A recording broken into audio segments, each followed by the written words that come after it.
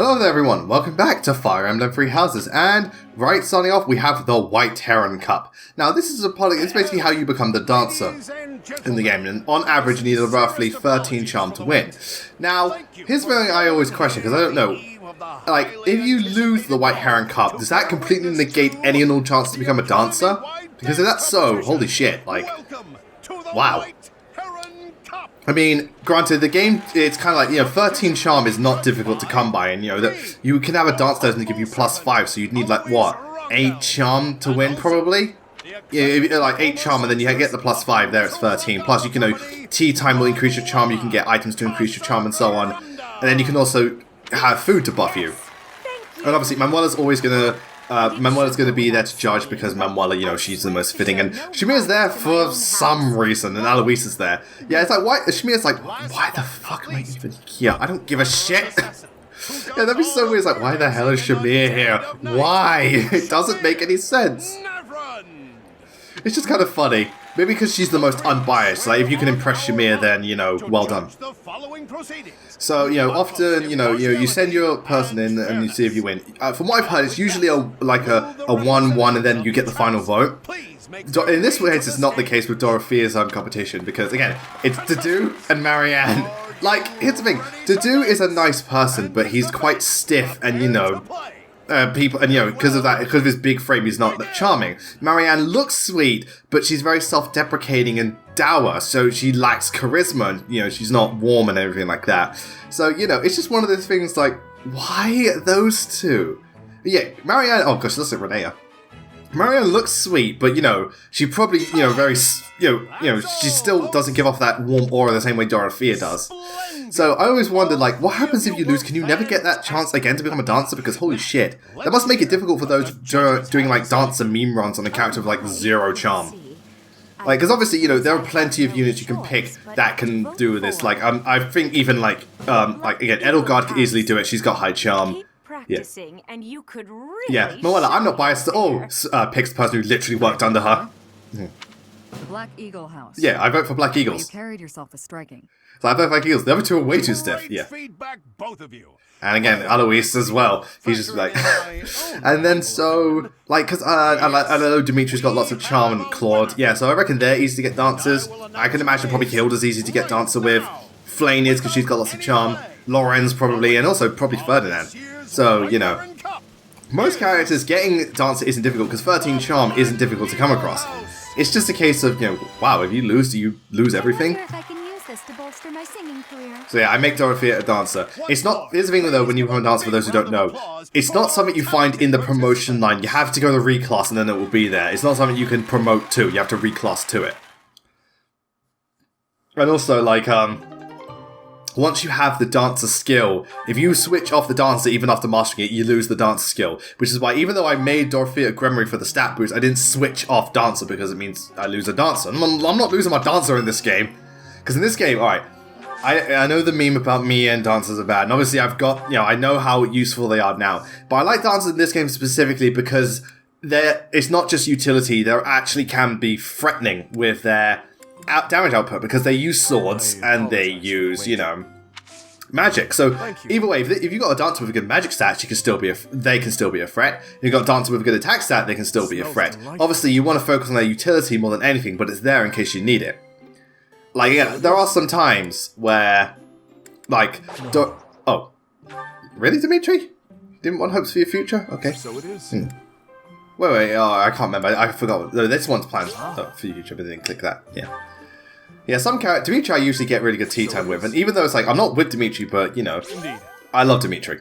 Because he's just a very charming guy, but he's also tortured inside. He's like every fangirl's dream. Thank you for the he's blonde, he's loyal, he's noble, he's dashing, and he's tortured and edgy at the same time. What more could they want? I just kid. But yeah, so... And now we get this, wait, no, this is a support, I believe. Who is it, though? I can't remember. Oh, it's, yeah, we finally get Seth's support, and it goes into, like, his roles, his responsibilities, and why he was so questioning of you, because again, I don't blame him. I really don't blame him. It's like, okay, you turn up to this academy, you don't, first of all, you didn't even express to be a professor, but it just got given to you, and Rhea treats you with this certain, you know, when Rhea's known to be not exactly the warmest of people, she doesn't give people special treatment. Like, again, Shamir brings up too, it's like, I'm literally like you, but why do you get the special treatment? And Catherine's kind of pissed, like, why do you get special treatment? Yeah, it's one of those things. When you have someone in a position of power who's generally very cold, it's like, it's the same way in Binding Blade, Zephyr was very close to Eden, and everyone's like, why the fuck are you doing this? You're not close to anyone, and she, you know, we've served you for this long, why are you this close to her? And he's just like, bitch, shut up. Get out my face. But yeah, it's cool that Sephiroth does question these things. It's not that he holds a grudge against you or he's jealous, he's just genuinely concerned. You know, also, because remember, it's not just like he's a random soldier. Like, I reckon if he was just another part of the army, Sephiroth wouldn't really care too much. He'd still be questioning as to, like, who he is, because you probably got to know these people. But remember, he is a professor. He is responsible for these students, and he holds quite a high position within the ranks of Garreg Mach. So, you know, you want to know everything about there is. It's like any job interview. If you want to hire someone, you need to know them. Like, it's all good that you can do the job, but what if you've got a criminal history or some sort of, like, disability that can really impact you? Yeah. It is the faithful who will suffer most. First, so again, I like this approach to Sephiroth. He's just trying to do the best he can, and he takes a very realistic approach to the situation. He's not a dick, he's just concerned. So, yeah, and he just wants to get to know you. Quite a vague reply for such a basic question. In the future, I would advise you to answer. But obviously, you know, he is in quite a position of power too, so his, like, mannerisms are a bit more high-end, so to speak. And obviously, you know, he doesn't fuck about. If you really are his child, then no one would voice any complaint about you joining the Knights. Yeah, so the rest of this part is mostly just, well, we get that cutscene, well, we get that part where they're all dancing, and we get the tower bit, and we also get to see Rhea singing, which, you know, and again, it helps to show Rhea that Rhea is nice in some ways. I don't like Rhea, but I still find her one of the most interesting Fire Emblem villains. Your face says it all. You truly don't know, do you? And that's also the thing about Byleth. People, I've noticed a lot of the church supports are trying to uncover who Byleth is. Like, Catherine kind of looks into you. Obviously, Alois goes on about Geralt. Hanneman wants to know about your crest, and Sephiroth's like, who is this dude? Yeah, go into your history. And I'm sure, like, again, I haven't seen all of Rhea's supports, but I'm sure that will be the case too. So, yeah, okay. So now I believe I think we got a couple more supports. I believe. Yeah, we do. We have Linhardt and Ferdinand. So this one, if I remember correctly, is just them trying to chase each other. Yeah. It's just showing, you know, like, you know, Linhardt isn't as lazy as Ferdinand once thought and stuff. But like that, you know, but Linhardt also admits, okay, fair enough, that type of exercise and that intensity, it was rather exciting, you know. I mean, it's one of the weaker supports, but there's no support currently I feel is straight up bad. Like, a bad support is where it goes nowhere, the dialogue is horrible, and the situation is just plain dumb. Like, if I can think of some bad supports on the top of my head, I really don't like Hannah and Corin's support because she's accusing you of something you were literally helpless against. Like, oh, you made Sakura cry when you got kidnapped, I hated you for that. It's like, how the fuck? It's like, I'm a baby. How the fuck is that my fault? Yeah, it's just one of those things, like she could be like, you know, kind of, she could go in, like, again, one thing Hannah could have done is, like, you know, ever since you got kidnapped, Sakura's been very, very, very, very sad. But you know what would have been a really good twist? If Hannah was like, you know, she's been so, I've never seen Sakura so happy even around her best friend, so maybe she could be a bit jealous of you, which would make sense, because again, if you're someone's best friend, and then Corin turns up out of nowhere, and Sakura suddenly, like, shows more affection towards you, you'd feel a little bit, like, left out. That would make more sense, rather than, oh, I hate you for making Sakura cry. Also, Sakura cries over the slightest things. You could sneeze and she would cry. But, yeah, it's that kind of thing where I'm just like, okay then. Yeah, it's just odd. Just very, very, very, very odd. That's all I gotta say. But again, this one isn't particularly strong, but I don't think it's bad. Again, I don't think there's a currently bad support. Because again, a bad support has to be a mixture of things. Not only is it bad dialogue, but it's the way the characters act, it's how forceful the situations are, and where it ends up.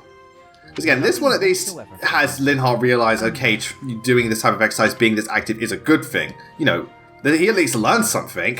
A bad sport is when literally nothing is learnt or nothing happens. So just end that.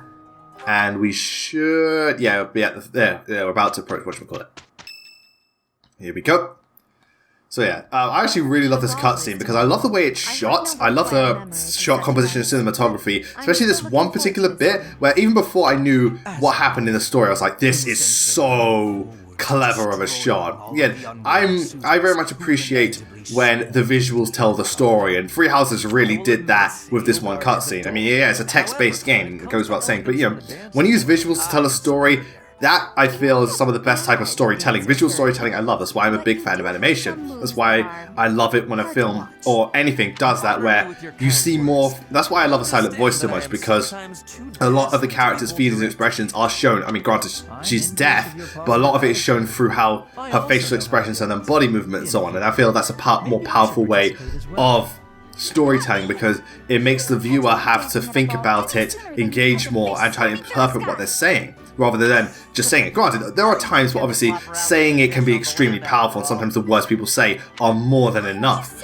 But at times, but at times when you see the characters' expressions, how they're reacting, what kind of thing they're doing, the mood, the atmosphere, it just feels so much better. I'm a big fan of that type of visual storytelling, and I'm glad that Three Houses in this one cutscene does it really damn well. And again, visual storytelling can really help. I mean, again, if you want one of the best examples of visual storytelling, just look at Into the Spider-Verse. And yeah, it's got a sequel, so good for it. Again, people loved Into the Spider-Verse for its comic book, the way it's just basically seamlessly made a comic book, but also how much of its story was told through the characters' just movements, expressions, and the entire world. And again, I love it when you take those visuals, use them to your advantage. Hell, even some of like the best films ever. I'm just trying to think of some off the top of my head where they don't say anything. You just take in the atmosphere. Like again, like when you watch Alien for the first time and you're inside the ship, like they don't say anything. You just see the ship. You see its architecture. You see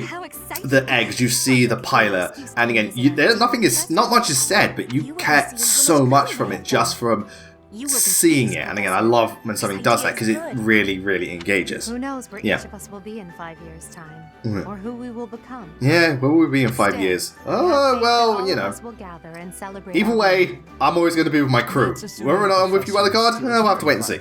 Yeah. And not enjoying a cozy early retirement. Early retirement? What am I, man?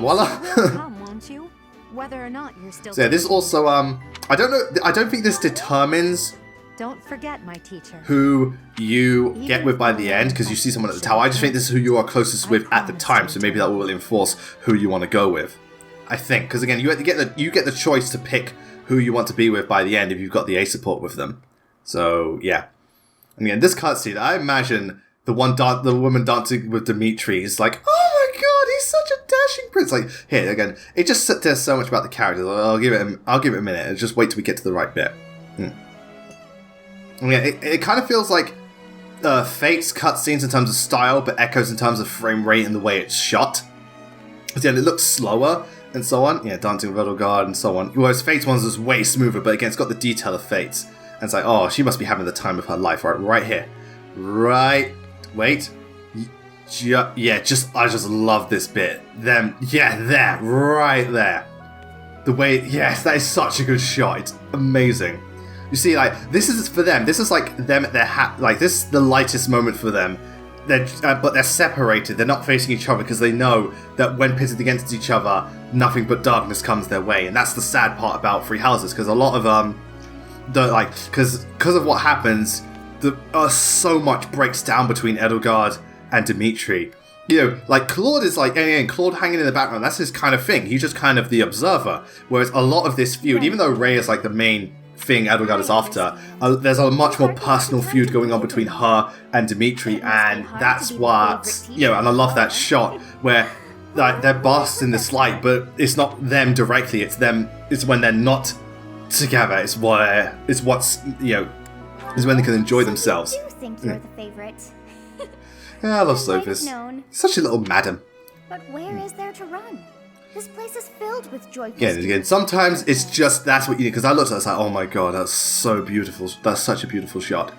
Again, Fire Emblem's done that before, that, I'm trying to think of like, more so again, when it comes to cutscenes, where like how something is shot and how good it is. Granted, a lot of the time Fire Emblem uses cutscenes to be a lot more dramatic.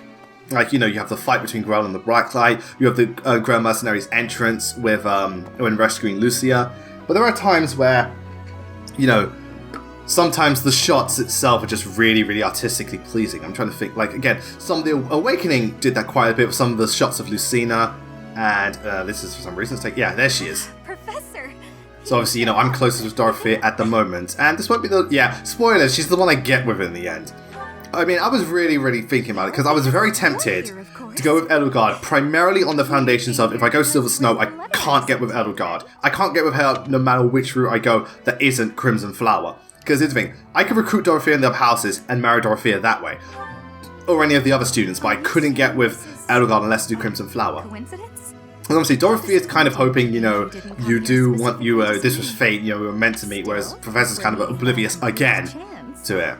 Obviously, you know, she is hopeful, but at the same time, it's like, we're not there yet. But it hints towards, you know, get with this woman, or get with this man, they love you. You know, really, really work towards it. Yeah. But, you know, I ultimately went with Dorothea because I just really like Dorothea, and again, I felt like, you know, the way it progressed, because as much as I love Edelgard as a character, and I think she's well written, relationship-wise, again, she is one of the colder people. I'm not saying that's a bad thing, it makes sense for her. And even though she can get with Byleth because they're both so detached and they've been through so much, I just, you know, I resonated with Dorothea a lot more because I found her that much, you know, warmer and sweeter, and I really loved her story. So, who's that? Does that mean that means who's going for Silver Snow? Well, you find out when I do Silver Snow. I'm not doing Dorothea twice because, you know, what's the point? Might as well go with someone else. So, who will it be? Keep in mind, you know, this includes the recruited units. You know, it could be Mercedes. It could be a male relationship. Who knows? We'll have to find out. It's just definitely not Dorothea, and it's definitely not Edelgard because we don't have Edelgard. And it can't be Hubert either. Even though I was never gonna. I'm never marrying. Look, I like Hubert just fine, but I'm never marrying him. Well, I ought to get going. I wouldn't want to be in the way if your special someone shows up. But my special someone did so up. I do hope you'll share a dance with me later. Again, that fucking hat. I hope you should have danced with me. I did just become a dancer after all. Yeah, and then we get this small bit with Rhea. Just see her singing. And I can't remember because I've only heard it once, but the main theme song to this game was really damn good. It's the one that plays when you let the opening cutscene, like the opening cinematic, play when you don't touch the menu for a while, and you get like a montage of the game's cutscenes and a song to go with it, and I really liked it. Sing and dance until I fell upon the ground.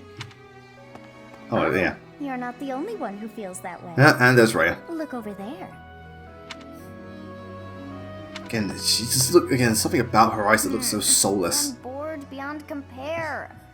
Will you not follow her? Sorry, alright, sorry, Sophis. What is it with dragons and dancing? First Ninian and now this. Come on, hurry up. God damn I it. know that you are curious to see what she is up to. Yeah, it's like, I don't know about you, but I think she's doing something very secretive. You know, like how Soph has that childlike demeanor to her. It's like, oh, I want to find out what she's doing. Ooh, secrets. Again, real props to Rhea's voice actress. She is fantastic. And I really like it. I think it's a very, very, very good performance. Both singing and, well, again, it's the emotional range. Like, seeing Rhea so tranquil and calming and then going to become so furious is, again, I like when voice actors have that range. I like when characters have that emotional range.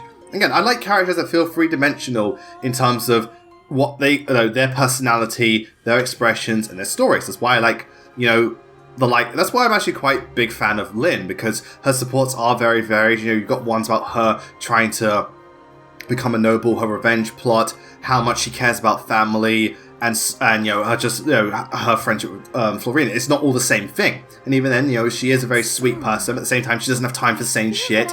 She obviously is very prideful of her homeland. She won't take that kind of racism. And, you know, yeah, I like that about Lynn, the fact that she is very varied. She does think, do I want to stay with my grandfather, but at the same time, I really do love my homeland.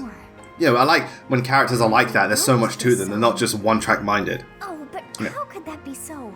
If that were true, I wrote this song. I didn't get any fucking copyright for it. God damn it. Also, Sophis wrote the song. She should get the money, because being a songwriter is where the real money is in the music industry. Because every time they play it, I think on the station or something like that, they have to pay the songwriter. And yeah, that's, you know, that's how they make their money. Become a songwriter. I mean, if you want to be a singer, that's fantastic too. Do whatever you want. But songwriter is where the real money is. So anyway, that's the end of that part. So next time we meet up, I think we're doing the actual chapter. Yes, we are. So you remember Danger Beast? So we thought we were done with the Danger Beast. Oh, we ain't done yet. We've got a lot more of them to face, but it's not going to end well. So until then, thank you all very much for watching. I will see you next time. Take care and have a wonderful day.